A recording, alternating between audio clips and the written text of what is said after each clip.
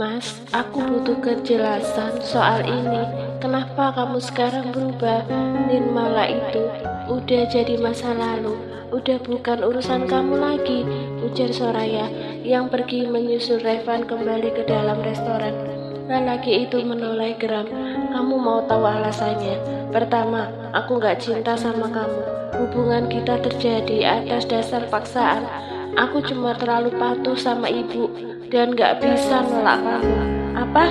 Soraya hampir kehabisan kata-kata mendengar ini dari Revan. Cukup menyakitkan baginya, tapi kemarin-kemarin kamu masih bilang cinta sama aku. Sikap kamu masih baik, Mas. Ini terlalu mendadak sampai aku nggak ngerti alasannya. Apa ucapanku tadi kurang jelas? Soraya menggelengkan kepala pelan, menolak mengerti semua itu karena hanya akan mengancam posisinya. Dia menangis, berharap Revan tidak sampai mengatakan perceraian di antara mereka, meski sebenarnya dia masih tetap memiliki rencana lain untuk mempertahankan posisinya. Nirmala, kamu mau kemana? Tanya Revan saat melihat Nirmala datang membawa seulas senyum tipis. Aku udah gak selera makan, tapi aku udah mendapatkan apa yang ku mau, jawab Nirmala. Nirmala, kamu lagi hamil. Soraya baru menyadari setelah Nirmala berdiri. Perut wanita itu terlihat membuncit di balik pakaian longgarnya. Iya, tapi Soraya tidak percaya. Dia yakin sekali Nirmala tidak akan hamil dalam waktu singkat, meski kemungkinan kecilnya masih ada. Kamu penasaran? Aku hamil atau enggak? Ekspresimu sama kayak Mas Revan saat tahu aku hamil. Kalian berdua sama-sama menganggap ini mustahil dan mudah membuangku. Nirmala sedikit tersenyum, membuat Soraya sempat terpaku dengan bibir tertutup rapat. Soraya mulai menyadari perubahan Revan bukan tanpa alasan. Ini malah semakin membahayakan baginya jika benar Nirmala tengah hamil. Namun, bagaimana bisa? Sejak kapan ini terjadi? Tapi kamu gak bisa begini, Mas. Kamu mendadak berubah hanya karena Nirmala hamil. Lalu bagaimana denganku? Ini sama aja kamu ngasih aku harapan palsu kan? Aku berubah bukan dengan satu alasan aja, Raya. Ada banyak hal yang bikin kita gak cocok dan aku gak tahan. Coba setelah pulang dari sini, apa kamu bisa jaga mulut supaya gak ngadu ke ibu? Tanya Revan. Gak semua hal aku ceritakan ke ibu, Mas. Kamu terlalu berlebihan menilaiku. Soraya meraih lengan Revan. Coba kamu pikirkan lagi. Aku juga bisa hamil. Kalau kamu menginginkan anak, aku juga janji akan berubah demi kamu. Aku udah banyak kecewa ke kamu, Raya. Jadi jangan terlalu berharap sikapku akan sama ke kamu. Revan melihat Nirmala pergi saat pertengkarannya dengan Soraya berlangsung. Dia pun berusaha mengejarnya karena khawatir. Namun Nirmala sudah keburu menaiki mobilnya dan benar-benar pergi dari sana tanpa menoleh lagi. Malam harinya Nirmala baru selesai dari kamar mandi saat ponselnya berdering karena panggilan masuk dari Soraya. Wanita ini sudah beberapa kali mencoba menelpon sebab Nirmala tidak kunjung mengangkatnya. Ternyata kamu cukup gigih menghubungiku, Raya. Kenapa? Apa ada yang mau kamu bahas? Banyak, Nirmala. Salah satunya adalah kehamilan kamu. Apa itu adalah anak Mas Revan? Raya langsung pada intinya. Menurut kamu, sejenak ini Nirmala bisa menebak wanita ini gelisah sepanjang hari di kantor sampai begitu penasaran tentang kehamilannya. Jadi tadi siang itu apa tujuan kamu sebenarnya, Nirmala? Kamu sengaja? Iya, karena aku sangat kesal. Kalian berdua melupakanku setelah mencampakkanku. Itu menyebalkan. Nirmala tersenyum kecil. Lihat kalian berdua bertengkar sedikit menghibur. Aku gak nyangka kamu setega ini, Nirmala. Padahal kedatanganku tadi kau minta maaf ke kamu. Soal masalah yang mana? Masalah kamu menginginkan Revan atau soal kamu yang berusaha menjatuhkan namaku? Kita memang saudara, tapi aku beneran gak kenal kamu secara utuh, Raya. Aku baru menyadarinya. Kamu dengan mudah menerima lamaran Mas Revan, padahal kamu tahu bagaimana hubunganku sama Mas Revan. Kamu sengaja mencari tahu informasi soal masa laluku lewat Andin dan menyuruhnya menyebarkan itu, tapi kamu masih mau membantah. Kamu berusaha menjatuhkanku dan menjadikan milikku adalah milikmu. Itu menyebalkan. Jangan keterlaluan kamu, Nirmala. Apa perlu aku menjatuhkan namamu juga agar kita bisa seimbang? Tanya Nirmala. Tapi kamu tenang aja, aku udah gak terobsesi balik sama Mas Revan. Jadi untuk urusan pernikahan kalian itu bukan urusanku. Kamu tahu, aku udah punya Mas Danis. Ternyata jodoh benar-benar rahasia Tuhan kan? Nirmala sengaja, sebab dia tahu Soraya akan lebih kesal dan panas jika benar dugaannya. Wanita ini selalu tidak senang jika kalah dan tidak mendapatkan keinginannya. Aku gak akan membiarkanmu, Nirmala. Aku akan membalasmu. Aku penasaran apa yang bisa kamu lakukan, Raya. Kamu lihat sendiri, tadi siang aku hanya berdiri dan diam, tapi aku bisa lihat sejauh mana Mas Revan akan membuangmu. Apa kamu ada senjata lain yang akan kamu gunakan? Apa itu, Ibu? Lakukan aja sesukamu dan aku akan menghadapimu dengan caraku. Nirmala memutus panggilan, kemudian diam di tempatnya. Beberapa saat sebelum menyadari kepulangan Danis, wanita itu langsung berjalan menghampiri suaminya. Kenapa sama muka kamu? Kenapa ditekuk begitu? Apa ada masalah? Tanya Danis. Iya, sepertinya akan ada masalah. Maksudnya? Nirmala mengambil alih tas dan jas milik Danis, menaruh barang-barang itu sebelum kembali untuk bicara. Dia menceritakan masalahnya tadi siang kepada Danis, sehingga lelaki itu terdiam, tidak berkomentar dalam beberapa saat. Maaf ya, sebenarnya aku gak enak cerita sama Mas Danis pulang kerja. Apa Mas udah makan malam? Aku siapkan air hangatnya ya. Nirmala. Danis menggenggam tangan Nirmala saat hendak pergi, lalu menarik wanita itu ke pangkuannya. Kenapa Mas? Kamu gak akan meninggalkanku bukan? Nirmala spontan tersenyum. Kenapa Mas menanyakan itu? Aku sedikit khawatir keberadaanku kalah dengan 5 tahun hubungan kalian. Mas meragukanku? Tanya Nirmala. Bagaimana aku bisa berpaling saat Mas udah mengikatku dengan semua ini? Semua ini, aku suka Mas yang apa adanya, sedikit dingin dan gak mudah tersentuh. Itu bikin aku tenang. Kenapa bisa begitu? Seenggaknya aku tahu gak ada wanita yang berani mendekati Mas kecuali aku. Danis tersenyum kecil. Tapi sebenarnya aku khawatir. Masalahnya sekarang adalah kalau ibu tahu aku hamil, bagaimana respon ibu ke aku? Apa ibu akan nerima aku, Mas? Tanya Nirmala. Ini cucunya. Kenapa ibu masih gak nerima kamu? Danis berusaha menenangkan. Meski dia tahu kehamilan ini tidak akan mengubah apapun, sebab pandangan ibunya ke Nirmala tetap sama. Nyonya Muana tidak akan menyetujui wanita yang tidak sesuai dengan standar yang dibuatnya sendiri. Begitu. Tapi kenapa aku gak yakin ya? Aku punya firasat buruk soal ini. Mas tahu sendiri, tahun ini keberuntungan gak memihakku. Aku adalah dewa keberuntunganmu. Nirmala sedikit menahan tawa. Tentu saja Danis berkata dengan nada datar dan sikapnya yang khas. Namun itu menjadi menarik karena berisi arti bahwa Danis akan menyempurnakan hidup seseorang yang pernah terpuruk. Apapun yang dikatakan ibu nanti, kamu harus percaya bahwa aku akan selalu memihakmu, mau ibu akan menerimamu atau enggak. Ini adalah kehidupanku. Kamu udah jadi bagian dari tujuan hidupku, Nirmala. Nirmala mengangguk, percaya atau tidak, tapi inilah yang membedakan antara Revan dan Danis. Lelaki ini memiliki pendirian, mau memperjuangkan apa yang menjadi keyakinannya. Bagaimana Nirmala akan menolak ini?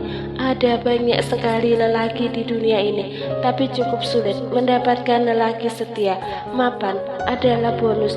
Bahkan ketika Danis terlahir bukan dari keluarga hadiraksa, uang bisa dicari bersama dan membangun keluarga kecil yang rukun dan harmonis.